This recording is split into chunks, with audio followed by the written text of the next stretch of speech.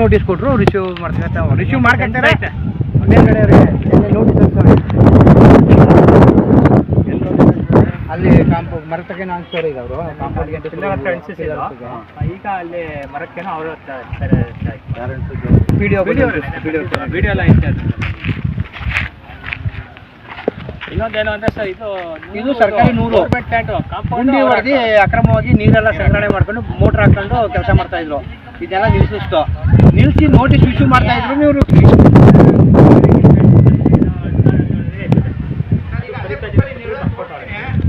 ಅದನ್ನು ಕಡೆಯಿಂದ ಪರ್ಮಿಷನ್ ತಗೊಂಡು ನೀವು ಸ್ಟ್ರೈಕ್ ಮಾಡಬೇಕಾಗುತ್ತೆ. ಕೊಟ್ಟವ್ರೆ ಏನಂತೆ ಕೊಟ್ರಲ್ಲ, ಇಲ್ಲಿ ಬರಕಿಲ್ಲ ಅಂದ್ರೆ ಅವರು ಇಲ್ಲ ಏನಾರು ಆಗೋಯ್ತು ಅಂತ ಕಂಪ್ಲೇಂಟ್ ಮಾಡ್ಬಿಟ್ಟಾರ ಅಂತ ತಗೊಂಡು ನಾನು ಸ್ಟ್ರೈಕ್ ಮಾಡಿಲ್ಲ ಅಂತ ಏನಂತ ಕೊಡ್ತಾರೆ ಅವರು. ಎಲ್ಲೂ ಕೊಡಲ್ಲ ಸರ್ ಯಾವ ಕಾರಣಕ್ಕೂ ಅವರು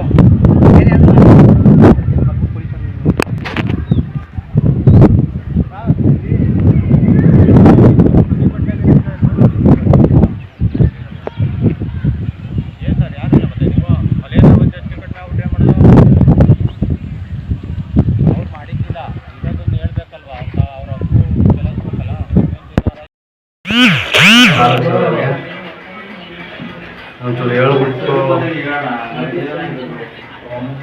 ಅದಕ್ಕೆ ಒಂಚೂರು ಗಮನಕ್ಕೆ ಮಾಡ ಅಂತ ಎಲ್ಲ ಬಂದಿದ್ದಾರೆ ಮೇಡಮ್ ಗ್ರಾಮಸ್ಥರು. ಅದಕ್ಕೋಸ್ಕರ ಅಧ್ಯಕ್ಷರಾಗೆ ಮಾತಾಡ್ತಾರಂತೆ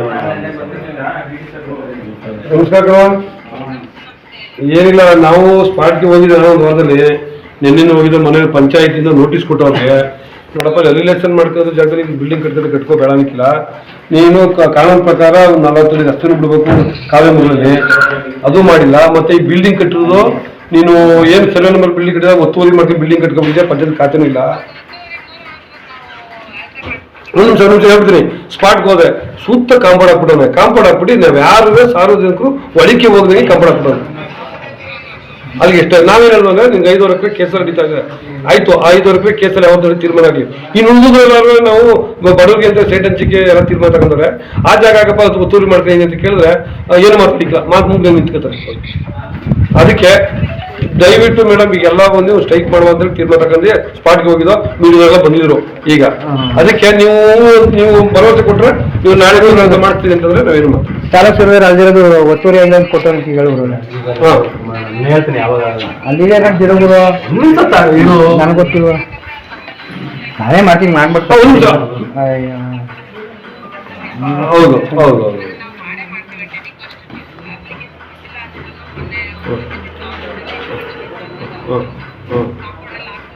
ಹೌದು ಹೌದು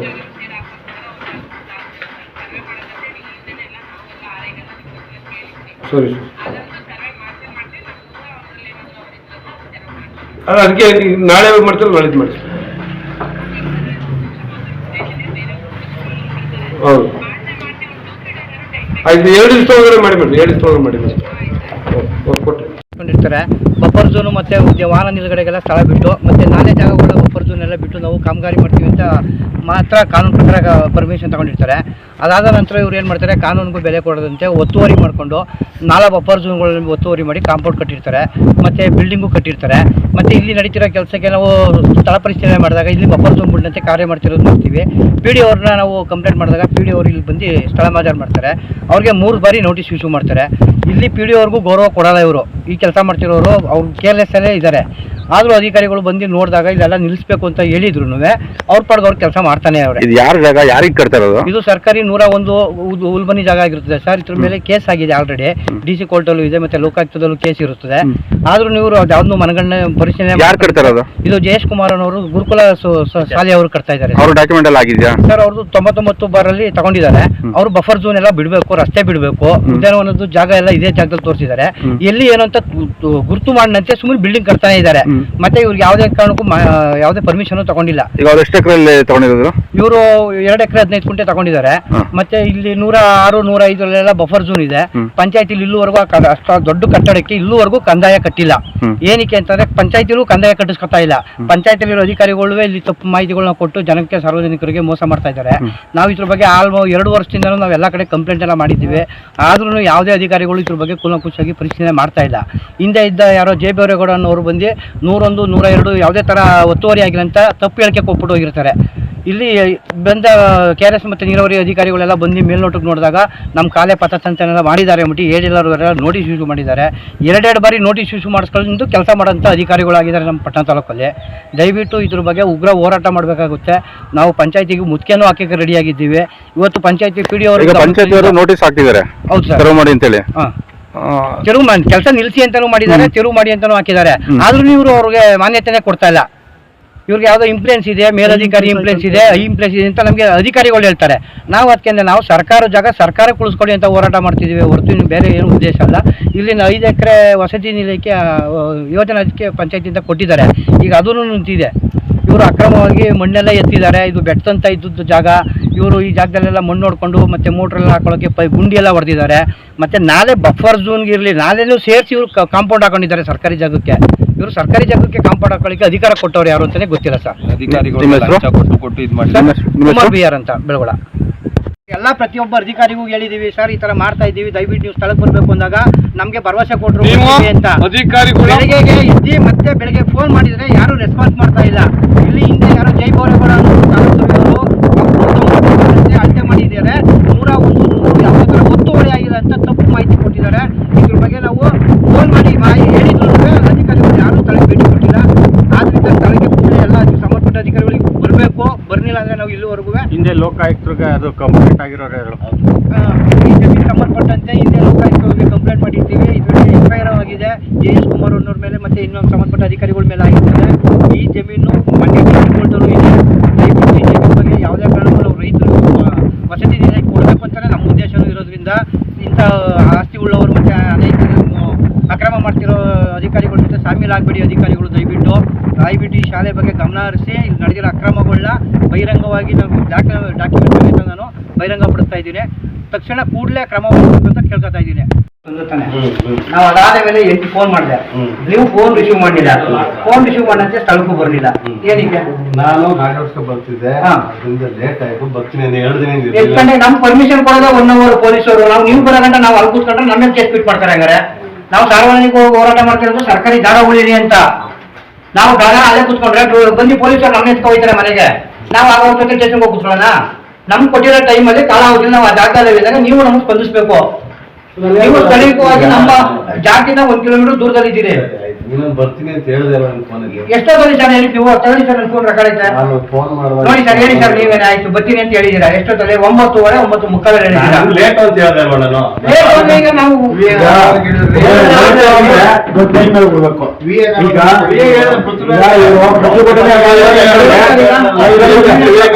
ಹೇಳಿ ಸರ್, ಆಯ್ತು. 1 ನಿಮಿಷ. ಈಗ ಇದು ಸರ್ವೆ ಹಾಕಿದ್ದೀರಾ ಸರ್ ನೀವು? ತಾಲೂಕು ಸರ್ವೆಗೆ 1 ನಿಮಿಷ ಸರ್. ನಮಗೆ ಬಂದಿರೋದು ಈಗ ತಹಸೀಲ್ದಾರ್ಗೆ ನಾವೆಲ್ಲ ಸಾರ್ವಜನಿಕ ದೂರು ಕೊಟ್ಟಿದ್ದು ಹಿಂದೆ ಒಂದು ಇಡೀ ಯಾರು ಬಂದವರು ಇಷ್ಟೆಲ್ಲ ಸೈನ್ ಹಾಕಿದ್ರು, ಇನ್ನೂ ಜನ ಹಾಕಿದ್ರು. ಆ ಸರ್ವೆ ಅರ್ಜಿ ಮೇಲೆ ನಿಮ್ಗೆ ಬತ್ತು ಮಾಹಿತಿ. ಈಗ ತಾಲೂಕು ಸರ್ವೆಗೆ ಬರ್ತಾ ಇದ್ದಾರೆ ಅಂತ. ನೀವು ಅರ್ಜಿದಾರರಲ್ಲಿ ಫೋನ್ ನಂಬರ್ ಎಲ್ಲ ಹಾಕಿದೀವಿ ನಾವು. ಯಾರು ನಮ್ಗೆ ಕಾಂಟ್ಯಾಕ್ಟ್ ಮಾಡಿಲ್ಲ. ನೀವು 9ನೇ ತಿಂಗಳಲ್ಲಿ ಅಳತೆ ಮಾಡ್ಬಿಟ್ಟು ಒತ್ತುವರಿ ಆಗಿಲ್ಲ ಅಂತ ಹೆಂಗ್ ಕಳ್ಸಿದ್ದೀರಾ ರಿಪೋರ್ಟ್? ಸೈನ್ ಹಾಕಿರೋದು ಬಾಬಾ ಫಸ್ಟ್ ಇಲ್ಲಿ ಪ್ರಾಬ್ಲಮ್ ಆಗಿದೆ 101 ಬಾಯಲ್ಲಿ ಫಸ್ಟ್. ಓಕೆ ಇದಾದ್ರು ಸೈನ್ ಯಾರು ಕೊಡ್ತೀವಿ? ನಿಮ್ದು ಆದ್ರೆ ಓದಿ, ಈಗ ಜೋರಾಗಿ ಓದಿ, ಎಲ್ಲ ಕೇಳಿಸ್ಕೊಳ್ಳಿ. ಇದು ಮುಡಿ ಸರ್, ಇದು ತಾಲೂಕು ರಿಪೋರ್ಟ್ ನಿಮ್ದು, ಸರ್ವೆ ಇದು ಇರೋದು ನಂದು. ಇದು ನೀವು ಓದಿ ಸರ್ ಅಷ್ಟೇ ಜೋರಾಗಿ ನೀವೇನೆ. ಇದು ಅಳತೆಗೆ ನೋಟಿಸ್ ಕೊಟ್ಟಿರೋದು ಯಾರಿಗೆ ಸರ್? ತಾಲೂಕ್ ಸರ್ವೇರ್ಗೆ. ಯಾರು ಸರ್ ಕೊಟ್ಟಿರೋದು? ತಹಸೀಲ್ದಾರ್ ಅವರು. ತಹಸೀಲ್ದಾರ್ ಅವರು ಯಾರಿಗೆ? ತಾಲೂಕು ಭೂಮಾಪಕರಿಗೆ, DT ಅವರಿಗೆ, ನನಗೆ, VA ಗೆ, PDO ಗೆ ಕೊಟ್ಟವ್ರೆ. ಸರಿ ಸರ್, ಆಯ್ತು. ನೀವು ಓದಿ ಸರ್, ಅಲ್ಲಿ ನಂಗೆ ಅದು ಕೊಟ್ಟಿದ್ದಾರೆ ನೋಟಿಸ್ ಅಷ್ಟೇ. ನೋಟಿಸ್ ಕೊಡಿ ಸರ್, ನಾನು ಹೇಳ್ತೀನಿ.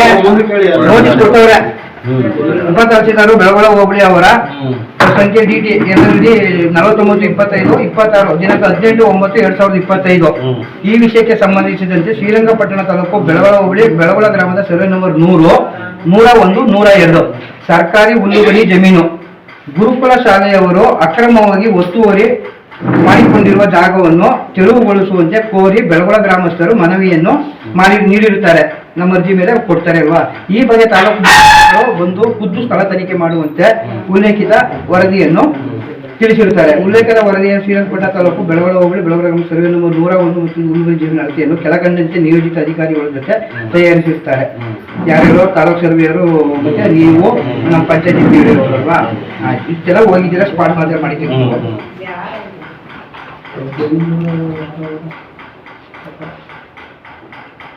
ವಿಲೇ ಕೊಟ್ಟಿದ್ದೀರಾ.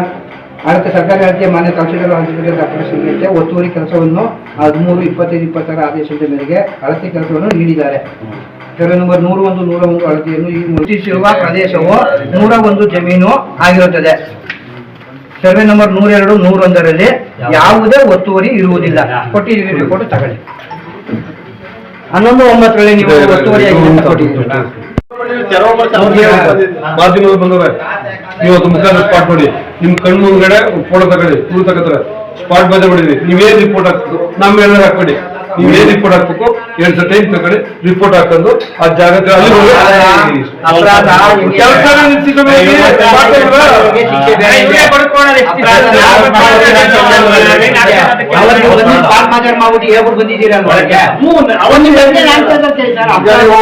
ರಿಪೋರ್ಟ್ ಬಂದ ಸರ್ವರ್ ಬಂದು ಅಳತೆ ಮಾಡಿದ್ದಾರೆ.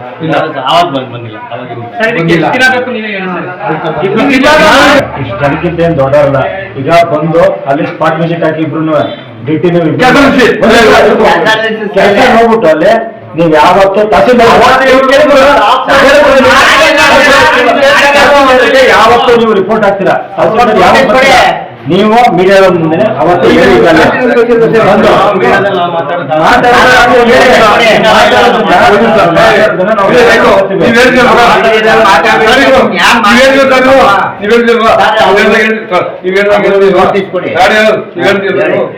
ಏನಾದ್ಮೇಲೆ ನೀವ್ ಹೇಳಾದ್ಮೇಲೆ ಅವನು ಪಿಲ್ಲರ್ ಹಾಕೋನೆ ಅಂದ್ರೆ ಬೇಸ್ಮೆಂಟ್ ಹಾಕಿದ್ರೆ ನೀವು ಯೋಚನೆ ಮಾಡಿ ಪೈಪ್ ಹಾಕೊಂಡು ನೀರು ಎತ್ತುತ್ತವನೆ ಏನ್ ಹೇಳಲ್ಲ.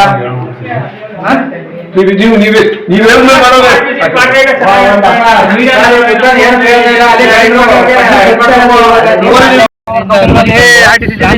ತಂದಿರ್ತಾರೆ. ಈ ಜಾಗದಲ್ಲೇ ಬಫರ್ ಝೋನ್ ಬಿಟ್ಟು ಮತ್ತೆ ಪಾರ್ಕಿಂಗ್ ಎಲ್ಲ ಗುರುತೆ ಮಾಡಿರ್ತಾರೆ. ಈ ಬಿಲ್ಡಿಂಗ್ ಕಟ್ಟಿರೋ ಜಾಗದಲ್ಲೇ ಇವರು ನಮ್ಮ ನಾಲೆ ಮತ್ತೆ ಪದ ಬದಲಾವಣೆ ಮಾಡಿರ್ತಾರೆ. ಮತ್ತೆ ನಾಲೆ ಒತ್ತುವರಿ ಜಾಗ ಮಾಡ್ಕೊಂಡು ಬಫರ್ ಝೋನ್ ಎಲ್ಲ ಬಿಲ್ಡಿಂಗ್ ಕಟ್ಟಿರ್ತಾರೆ. ಕಟ್ಟಿರೋ ಬಿಲ್ಡಿಂಗ್ ಅಲ್ಲಿ ಪಂಚಾಯತಿಲಿ ಖಾತೆ ಮಾಡ್ಕೊಂಡಿರಲಿಲ್ಲ. ಇಲ್ಲಿವರೆಗೂ ಕನಿಷ್ಠ ಅಂದ್ರೆ 50ರಿಂದ 60 ಲಕ್ಷ ಕಂದಾಯ ಕಟ್ಟಬೇಕಾಗುತ್ತೆ. ಅವರು ಇಲ್ಲಿ ಬಂದಂತ ಪಿಡಿಒಗಳಾಗ್ಲಿ ಯಾರೇ ಆಗಲಿ ಯಾವುದೇ ಕಟ್ಟಿಟ್ಟ ಕ್ರಮನೇ ತಗೊಂಡಿಲ್ಲ.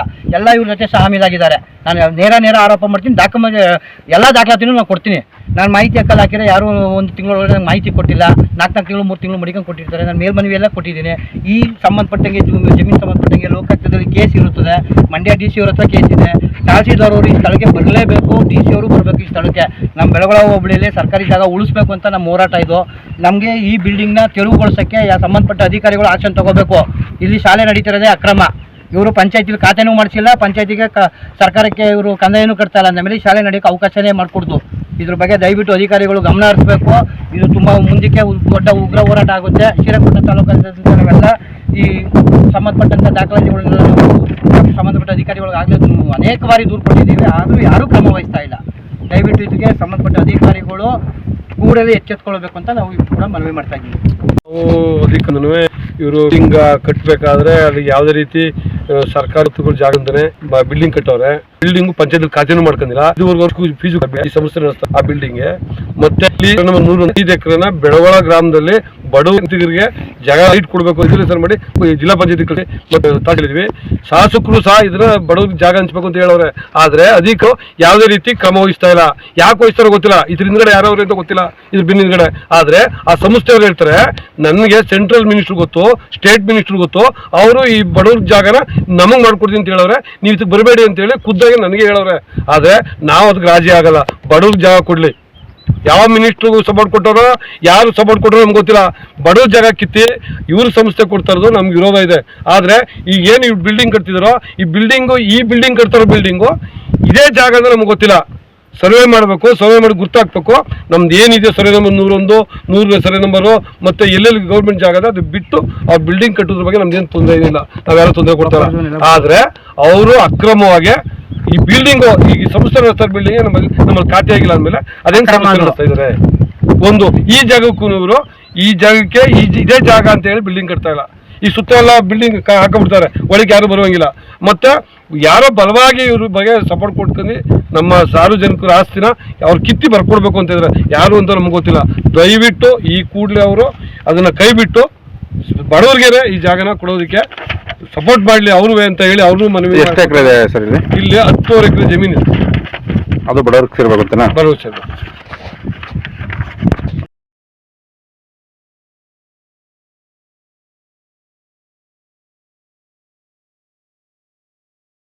ನೋಟಿಸ್ ಕೊಟ್ಟಿದ್ದಾರೆ. ಎಲ್ಲಿಗೆ ಆ ಜಾಗ ಅಳತೆ ಮಾಡಿ ಬಂದ್ರಲ್ಲ, ಗ್ರಾಮ ಪಂಚಾಯತಿ ಪೀಡಿಯೋಗೆ ನೋಟಿಸ್ ಕೊಟ್ಟಿಲ್ಲ. ಕೊಟ್ಟಿದಾರಂತಲ್ಲ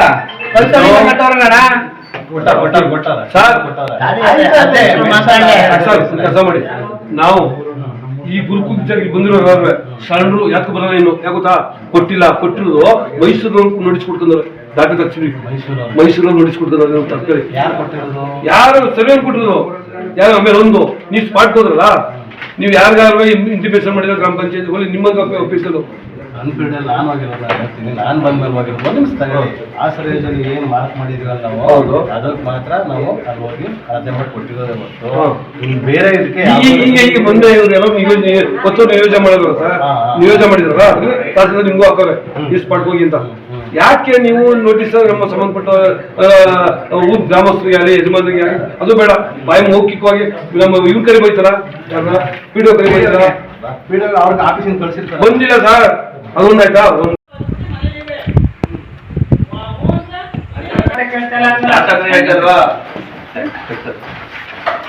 ಯಾರು ದುಡ್ಡು ಇರ್ತದೆ ಅವ್ರು ಕೆಲಸ ಮಾಡ್ತಾರೆ. ಬೇಕಾದ ದುಡ್ಡು ಮಾಡೋರೆ ಅದೇ ಕೇಳ್ತಾರೆ. ಒಂದು 15 ದಿನದಿಂದ ನಿಮ್ಮ ಸ್ಪಾಟ್ ಮಾದರಿ ಮಾಡಿಸ್ತಾರೆ. 101 ಒತ್ತುವರಿ ಆಗಿದೆ ನೋಡಿ ಸರ್ ಅಂತಂದ್ರೆ ನೀವು ಬಂದ್ರಿ ಸ್ಪಾಟ್ಗೆ, ಇಂಜಿನಿಯರ್ ನೀವು ಇಂಜಿನಿಯರ್ ಬಂದ್ರಿ, ಅಲ್ಲಿ ನಡೀತಿದ್ದ ಘಟನೆ ನೋಡಿದ್ರಿ, ನೋಡ್ಬಿಟ್ಟು ಏನಂದ್ರೆ ನಮ್ಗೆ ಭರವಸೆ ಕೊಡ್ತಾರೆ. ಮೇಲ್ನೋಟಕ್ಕೆ ಇದು ಒತ್ತುವರಿ ಆಗಿರೋದು ಕಂಡು ಬಂದೈತೆ. ಸೊ ನೀವು ಕರೆಕ್ಟ್ ಆಗಿ ಏನು ಹೇಳಿದ್ಬಿಟ್ಟು ಮೇಲ್ನೋಟಕ್ಕೆ ಒತ್ತುವರಿಯಾಗಿ ಬಂದೈತೆ, ನಾನು ರಿಪೋರ್ಟ್ ಹಾಕ್ತೀನಿ ಅಂತ. ನಾನೇ ಒತ್ತುವರಿ ಅದಕ್ಕೆ ಮೇಲ್ನೋಟಕ್ಕೆ ಒತ್ತುವರಿ ಆಗಿದೆ ಕಂಡು ಬರ್ತಾ ಇದೆ. ಇದು ಬಫರ್ ಝೋನ್ ಎಲ್ಲ ಬುಡ್ನಂಚಿಗರು ಅಕ್ರಮ ಕಾಂಪೌಂಡ್ ಹಾಕೊಂಡವ್ರೆ, ಇದೆಲ್ಲ ತೆರವುಗೊಳಿಸಬೇಕು ನಾನು ಅಂತ ಅಂದ್ರೆ ನೀವು ಎಲ್ಲಿ ಯಾರು ರಿಪೋರ್ಟ್ ಹಾಕ್ತೀವಿ ಸರ್? ಯಾವಾಗ ಕೊಡಿ ಸರ್ ಅದು ರಿಪೋರ್ಟ್ ಕೊಡಿ. ನ್ಯಾಯ ಬೇಕು, ಬೇಕೇ ಬೇಕು, ನ್ಯಾಯ ಬೇಕು. ಸರ್ಕಾರಿ ಜಮೀನನ್ನು ಕಬಳಿಸ್ತಿರುವ ಗುರುಕುಲ ಸಂಸ್ಥೆ ಅವರಿಗೆ, ಸರ್ಕಾರಿ ಜಾಗವನ್ನು ಕಬಳಿಸ್ತಿರುವ ಗುರುಕುಲ ಶಾಲೆ ಅವರಿಗೆ ರೋಡ್ 40 ಅಡಿ ಇರಲೇಬೇಕು, ರೋಡ್ ಬೇಕು, ಬೇಕೇ ಬೇಕು. ಒತ್ತುವರಿ ಮಾಡ್ಕೊಂಡೆ ಸಾರ್ವಜನಿಕರಿಗೆ ತೊಂದರೆ ಕೊಡ್ತಿರುವಂತಹ ಗುರುಕುಲ ಸಂಸ್ಥೆ ಅವರಿಗೆ